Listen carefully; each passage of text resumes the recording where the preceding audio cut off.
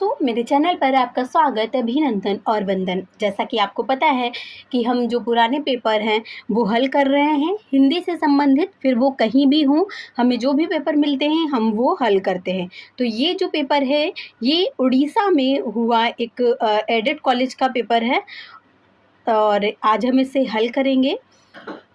चलिए चलते हैं, क्योंकि जब हम कोई एग्ज़ाम दे रहे होते हैं तो उसके लिए हमें जो पीवाईक्यूज़ होते हैं वो बहुत इम्पॉर्टेंट हो जाते हैं, क्योंकि पीवाईक्यूज़ हल करने का एक फ़ायदा होता है कि जो क्वेश्चन बहुत बार रिपीट होते हैं वो हमें पता चलते हैं। दूसरी चीज़, हमें जो पैटर्न है वो पता चलता है, तो हमें ये पेपर हल करके एक पैटर्न जो है वो पता चलेगा। तो चलिए देखते हैं, कुछ प्रश्न जो हैं वो थोड़े ईज़ी हैं और कुछ प्रश्न हैं वो डिफ़िकल्ट हैं, स्तरीय हैं।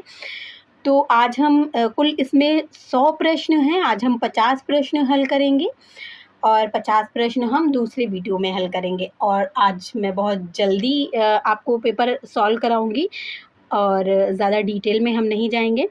चलिए चलते हैं हम अपने पहले प्रश्न पर। और पहला प्रश्न हमारा कहता है कि उस समय जिसे गाथा कहने से प्राकृत का बोध होता है, वैसे ही दोहा या दुहा कहने से अपभ्रंश या प्रचलित काव्य भाषा का पद्य समझा जाता था। यह कथन किस साहित्यकार का है? ठीक है, किस साहित्यिक इतिहासकार का है पूछा है, बताइए, जवाब दीजिए। आप अपने कमेंट बॉक्स में आंसर भी दे सकते हैं। ठीक है, इसका आंसर है इसका जो आंसर है वो आचार्य रामचंद्र शुक्ल है। ठीक है, हजारी प्रसाद द्विवेदी ने भी इसी तरह का एक कोटेशन कहा है, लेकिन वो ये नहीं है। वो जो कोटेशन है वो आप लोग को किसी को याद होगा वो कमेंट बॉक्स में लिखें। अगर नहीं याद होगा तो आप पूछिएगा, तो मैं कमेंट बॉक्स में आपको पिन कर दूंगी। अगला जो दूसरा क्वेश्चन हमारा है कि अमीर खुसरो का वास्तविक नाम क्या था? तो अबुल हसन था। इससे हमें पता चलता है कि हमें जो भी लेखक हैं उनका वास्तविक नाम याद रखना है। फिर उसके बाद में है पृथ्वीराज रासो के बारे में कौन सा कथन सही नहीं है? तो यह सर्गों में विभाजित रचना है, यही जो है ये सही हो जाएगा, क्योंकि सर्गों में नहीं है बल्कि समय में विभाजित है। जो पृथ्वीराज रासो है वो सर्गों में विभाजित नहीं है। अगला जो हमारा 4th नंबर क्वेश्चन है, एक चीज़ हम देखते हैं, 12वीं सदी की रचना है, बिल्कुल सही है, 12वीं सदी की ही रचना है। प्रामाणिकता इसकी संदिग्ध है, बिल्कुल, कुछ लोग प्रामाणिक मानते हैं और कुछ लोग नहीं मानते, तो संदिग्ध ही है, चंद्रबरदाई लेखक हैं, तो बिल्कुल सही है। अगला जो हमारा 4th नंबर प्रश्न है, 4th नंबर प्रश्न ये कह रहा है कि हिंदी साहित्य के आरंभिक काल को आदिकाल नाम किसने दिया है? तो आदिकाल नाम किसने दिया है आपको पता होगा, हजारी प्रसाद द्विवेदी जी ने दिया है। अगला जो हमारा प्रश्न है 5 नंबर, कि जयचंद प्रकाश के रचनाकार कौन है? तो जयचंद प्रकाश के रचनाकार कौन है? भट्ट केदार है। एक चीज़ आप इस तरह की 2 रचनाएं हम बहुत कंफ्यूज होते हैं, एक जयचंद प्रकाश है और एक जय मयंक जस चंद्रिका है। ठीक है, जय मयंक जस चंद्रिका ये मधुकर कवि की है। ठीक है, ये मधुकर कवि की है, जय मयंक जस चंद्रिका। और ये जो जयचंद प्रकाश है ये भट्ट कवि की है, भट्ट केदार की है। तो इन दोनों रचनाओं में हम बहुत कंफ्यूज होते हैं। आप इस तरह से भी याद कर सकते हैं कि प्रकाश यहाँ पे आया है, तो जिसमें प्रकाश आया है उसमें हमें भट्ट लगाना है। ठीक है, मतलब जब हम कोई अनारदाना या दिवाली में कोई पटाखा फोड़ते हैं तो वो कैसा साउंड करता है? भट्ट से साउंड करता है, फिर उसमें प्रकाश हो जाता है। ठीक है, तो उसी तरह से हम भट्ट से प्रकाश याद कर लेंगे और मयंक से जय मयंक जस चंद्रिका आता है ना, तो मयंक से हम मधुकर याद कर लेंगे। ठीक है, आप कभी ऐसे याद करेंगे तो कभी गलत नहीं होगा, चाहे आपको एग्ज़ाम में कितनी भी कन्फ्यूज़न हो या कुछ हो, आप कभी भी गलत टिक नहीं करेंगे अगर आप ऐसे याद कर लेंगे। चलिए हम चलते हैं। 6 नंबर प्रश्न जो है, देसिल बैना सब्जन मिठा ते दसन जम्पाओ और हट्टा, इसके लेखक कौन है? विद्यापति हैं। 7th में रामानुज किस मत के की स्थापना की है रामानुज जी ने? तो विशिष्टाद्वैतवाद की है। अद्वैतावाद की शंकराचार्य ने की है। द्वैत की किसने की है? आपको पता होगा कि द्वैताद्वैत की जो है वो निम्बार्काचार्य ने की है, अद्वैतवाद की मध्वाचार्य ने की है। बीजक का संपादन किसने किया? बीजक का संपादन पूछा है तो धर्मदास ने किया। 9 नंबर हमारा प्रश्न है कि सन 927 आहा कथा आरंभन बैन कवि कहा, ये किस उसकी पंक्ति है? तो ये पंक्ति है पद्मावत की। छाप के कौन से कवि? अगला जो हमारा प्रश्न है इसमें हमारे हो जाएंगे पद्मावत। अगला जो हमारा प्रश्न है 10 नंबर की अष्टछाप में कौन शामिल नहीं है? तो अष्टछाप में कौन शामिल नहीं है? नरोत्तम दास अष्टछाप में शामिल नहीं है। ठीक है, अष्टछाप की स्थापना कब हुई थी? 1865 ईस्वी में हुई थी। अगला जो हमारा है कि राधा वल्लभ संप्रदाय के लेखक कौन है? तो हित हरिवंश है। आप बताइएगा कि राधा वल्लभ संप्रदाय में श्री कृष्ण और राधा का क्या स्थान है, किस तरह से है। ठीक है, चलिए अगला हम चलते हैं 12 नंबर प्रश्न पर। 12 नंबर प्रश्न कहता है कि सूर सागर किसी चली आती हुई गीत काव्य परंपरा का पूर्ण विकास सा प्रतीत होता है, यह कथन किसका है? तो यह कथन जो है ये रामचंद्र शुक्ल जी का है। ठीक है, अगला जो हमारा प्रश्न है कि संतन को कहाँ सी करी सो काम, बहुत बार पूछा जाता है, कुंभन दास जी हैं। ठीक है, 13 नंबर प्रश्न के कुंभन दास हैं। असुवन जल सींची सींची प्रेम बेल बोई, यह पंक्ति किसकी है? मीराबाई जी की है। आज हम थोड़ा सा स्पीड में चल रहे हैं, अगर आपको स्पीड लग रही है तो आप थोड़ा सा इसको स्लो कर सकते हैं या पॉज कर सकते हैं। बरवे रामायण के लेखक कौन है? तो तुलसीदास हैं। बरवे नायिका भेद के लेखक कौन है? तो रहीम है। ठीक है, बरवे नायिका भेद के लेखक कौन है? रहीम है। उसके बाद अगले प्रश्न पर हम चलते हैं कि भक्तमाल की प्रसिद्ध टीका किसने लिखी है? तो प्रियादास ने लिखी है। किस नाम से लिखी है?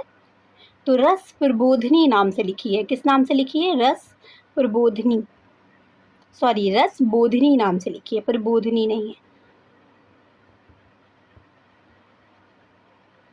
है, रस बोधिनी नाम से लिखी है। ठीक है, ये सब आप नोट कर लीजिएगा। चलिए आगे चलते हैं। भूषण को कवि भूषण की उपाधि किसने दी है? तो भूषण को कवि भूषण की जो उपाधि दी है वो राजा रुद्रदत्त ने दी है। ठीक है, ये हमारा ऑप्शन इधर आ जाएगा। ठीक है, रुद्र ने दी है। फिर उसके बाद में है नैन नचाए कहीं मुस्काए लला फिर आइयो खेलन होरी, ये किसकी पंक्तियां हैं? तो ये जो पंक्तियां हैं ये पद्माकर की पंक्तियां हैं। 19 नंबर हमारा प्रश्न है कि इश्कनामा किसकी रचना है? तो इश्कनामा किसकी है? बोधा की। जबकि इश्क लता किसकी है? तो घनानंद की है। ठीक है, अनुराग बासरी किसकी है? तो ये नूर मोहम्मद की है, सभी को पता है। फिर उसके बाद में यह कैसी चाहत जिससे लहू बरसने लगा है, अच्छी बातों को जी तरसने लगा है, यह किसकी पंक्ति है? तो यह इंशा अल्लाह खां की पंक्ति है। 23 नंबर प्रश्न है कि खड़ी बोली के प्रारंभिक लेखकों में किसकी भाषा पूर्वी पन लिए है? तो सदल मिश्र की भाषा पूर्वी पन लिए है, ये बिहार के थे इसलिए। सदा सुखलाल की भाषा, सदा सुखलाल दिल्ली के थे और इनकी भाषा कैसी थी? खड़ी बोली थी, संस्कृत निष्ठ थी। लल्लू लाल की ब्रज भाषा थी। ठीक है, इंशा अल्लाह खां की भाषा कैसी थी? इंशा अल्लाह खां की भाषा चटकीली मटकीली इस तरह की भाषा थी। इसलिए हमारा जो प्रश्न का आंसर हो जाएगा वो सदल मिश्र हो जाएगा। बाकी ये मैंने लिख दिया है यहाँ पे, आप लोग देख लीजिएगा। ब्रजभाषा चटकीली मटकीली। अब हम अगले प्रश्न पर चलते हैं।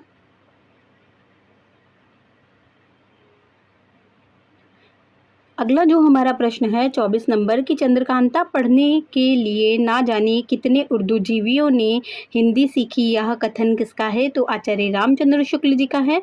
बूढ़े मुँह मुहासे की विधा क्या है? 25 नंबर प्रश्न है और इसका आंसर हो जाएगा प्रहसन। और ये किसका है ये आप लोग कमेंट बॉक्स में बताइएगा। उसके बाद में भारतेंदु, मैंने आप लोगों को ये जो बूढ़े मुँह मुहासे इस तरह के जो प्रहसन है वो किसी वीडियो में ट्रिक के माध्यम से याद भी करवाया था। भारतेंदु युग के किस रचनाकार ने लावनिया लिखी है? तो ये भारतेंदु हरिश्चंद्र ने ही लिखी है। अगला जो हमारा प्रश्न है कि हिंदी नई चाल में ढली, इसका ये कब आया? ये 1873 ईस्वी में। 28 नंबर जो हमारा प्रश्न है 28 नंबर प्रश्न पूछा जा रहा है कि मोरेसी मोही कुठाओं निबंध का संग्रह किसका है? तो ये चंद्रधर शर्मा गुलेरी जी का है, बी आंसर हो जाएगा। 29 नंबर जो हमारा प्रश्न है कि छायावाद राष्ट्रीय जागरण की काव्यधारा है, यह कथन किसका है? तो ये नामवर सिंह जी का कथन हो जाएगा। उसके बाद में जो 30 नंबर हमारा प्रश्न है कि पंत की किस काव्य कृति पर उनको ज्ञानपीठ पुरस्कार मिला? तो ये चिदम्बरा पर मिला। अगला जो हमारा प्रश्न है 31 नंबर प्रश्न कहता है कि निराला का सर्वप्रथम प्रकाशित ग्रंथ कौन है? अनामिका है। उसके बाद में 32 नंबर प्रश्न है कि गुप्त जी की प्रतिभा जो है वो सबसे बड़ी विशेषता है उनकी कालानुसरण की क्षमता, मतलब उन्होंने काल का अनुसरण किया है, ये उनकी सबसे बड़ी विशेषता है। ये किसने कहा है? ये आचार्य रामचंद्र शुक्ल जी ने कहा है। अगला जो हमारा प्रश्न है 33 नंबर प्रश्न में पूछा है कि रात के उर में दिवस की चाह का शर हूँ, किसी का दीप निष्ठुर हूँ, इस तरह की ये पंक्ति है महादेवी वर्मा जी की। 34 नंबर जो हमारा प्रश्न है पूछा है तार सप्तक के कवि कौन नहीं है? तो ये शमशेर बहादुर सिंह नहीं है। तार सप्तक के कवियों को भी मैंने ट्रिक के माध्यम से याद कराया है, ऐसे कि आप कभी नहीं भूलेंगे। तार सप्तक के कवियों को राहों का अन्वेषी किसने कहा है? तो ये अगेय जी ने ही कहा है। किसमें कहा है? तो दूसरे तार सप्तक में कहा है। ठीक है, दूसरे सप्तक में कहा है। उसके बाद में अगला जो हमारा प्रश्न है 36 नंबर प्रश्न, विचार और वितर्क निबंध के लेखक कौन हैं? हजारी प्रसाद द्विवेदी जी हैं। नई कविता का प्रकाशन वर्ष कब आया था? तो 1954 में आया था। उसके बाद में अगला जो प्रश्न है 38 नंबर प्रश्न, तार सप्तक का प्रकाशन कब हुआ था? 1943 में हुआ था। फिर 39 नंबर हमारा प्रश्न है 39 नंबर प्रश्न है कि संसद से सड़क तक किसका काव्य संग्रह है? तो धूमिल जी का है। सतह से उठता आदमी किसका है? तो मुक्तिबोध का है, सी ऑप्शन हो जाएगा। उसके बाद में है कबीर को वाणी का डिक्टेटर किसने कहा है? हजारी प्रसाद द्विवेदी जी ने कहा है। अकथ प्रेम कहानी, एक सेकेंड,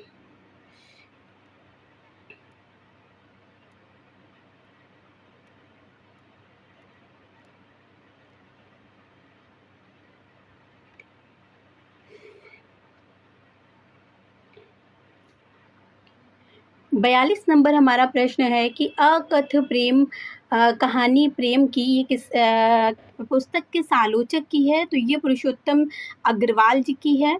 फिर उसके बाद में हम चलते हैं अपने 43 नंबर प्रश्न पे। 43 नंबर प्रश्न में पूछा गया है, पुस्तक ही पूछी गई है, कौन सी पुस्तक है? कि भक्ति आंदोलन और सूरदास का काव्य किसकी पुस्तक है? भक्ति आंदोलन प्लस सूरदास जी का काव्य, तो ये किसकी है? तो ये मैनेजर पांडे जी की है। हमारा ऑप्शन हो जाएगा बी। ठीक है, अगला चलते हैं हम। ये जो नई रचनाएं आपको मिल रही हैं नोट डाउन कर लीजिएगा। फिर उसके बाद में है कि अपरस रहत स्नेह तगाते व्यंग किस पर है? तो ये जो व्यंग है ये ऊधव पर है। ऊधव से गोपियाँ कहती हैं कि अपरस रहत स्नेह तगाते, कि ऊधव तुम श्री कृष्ण के पास में रहते हो फिर भी तुमने जो उनकी भक्ति है उसका रस नहीं चखा, तो इसलिए श्री कृष्ण के जो ऊधव हैं उनके ऊपर गोपियाँ ये व्यंग कसती हैं। सूरदास के भ्रमर्गी से ये लिया गया है। अगला जो प्रश्न है हमारा कि रमेश कुंतल मेघ ने तुलसीदास पर कौन सी पुस्तक लिखी है? तो ये लिखी है इन्होंने कि तुलसी आधुनिक वातायन से। ठीक है, 45 का हो जाएगा डी। आप ये बताइएगा गोस्वामी तुलसी, लोकवादी तुलसी और तुलसी मूल्य और संस्कृति ये किसकी रचनाएं हैं? कमेंट बॉक्स में ज़रूर बताइएगा। और अगर आपको नहीं पता हो तो भी पूछिएगा, मैं आपको बता दूंगी। लेकिन अभी मैं बहुत जल्दी में हूँ, इसलिए अभी मैं केवल आंसर ही बताऊंगी आपको।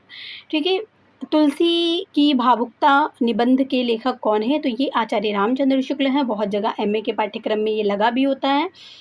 उसके बाद में है कि बिहारी ने ग्रामीण संस्कृति के विरुद्ध घृणा की अभिव्यक्ति की है, ये कथन किसका है? ये बच्चन सिंह का है। और बच्चन सिंह के कथन आजकल बहुत पूछे जा रहे हैं, इसलिए आप लोग ये ज़रूर याद रखिएगा। फिर यदि प्रबंध काव्य एक विस्तृत वन स्थली है तो मुक्तक उस काव्य चुना हुआ गुलदस्ता है, यह किसका है? यह आचार्य रामचंद्र शुक्ल का है। लेकिन पूछा है यहाँ कि किस कवि के संदर्भ में कहा गया है? तो बिहारी के संदर्भ में कहा गया है, क्योंकि बिहारी ने एक ही रचना रचना लिखी है वो भी मुक्तक में लिखी है। बिहारी की कविता प्रेम की उच्च भूमि पर नहीं पहुँचती है, ठीक है? तो ये किसने कहा? ये भी आचार्य रामचंद्र शुक्ल ने कहा है कि बिहारी की जो कविता है वो प्रेम की उच्च भावभूमि पर नहीं पहुँचती है। जो अंतिम प्रश्न हमारा है 50वां प्रश्न है कि लोक संग्रह का भाव तुलसी की भक्ति का एक अंग है। इसका आंसर मैं आज नहीं दूँगी, इसका आंसर आप लोग कमेंट बॉक्स में बताइएगा। जब 49 आंसर्स मैंने दिए हैं तो आपका भी फ़र्ज़ बनता है कि एक आंसर आप कमेंट बॉक्स में करें, ठीक है? तो ये जो 50 प्रश्न हैं कि लोक संग्रह का भाव तुलसी की भक्ति का एक अंग है, किसने कहा है? बहुत अच्छा उद्धरण है, इसका आंसर आप कमेंट बॉक्स में दीजिए। मिलते हैं हम जो अगले प्रश्न हैं हमारे, और भी 50 प्रश्न हैं, उनके साथ लेकर अगले वीडियो में। तब तक के लिए आप इस प्रश्न को हल करिए और बताइए कि कितने आपके सही हुए हैं। चलते हैं हम, मिलते हैं अगली वीडियो में। धन्यवाद। लाइक कर दीजिएगा और शेयर कर दीजिएगा ताकि ज़्यादा से ज़्यादा लोगों तक पहुँचे।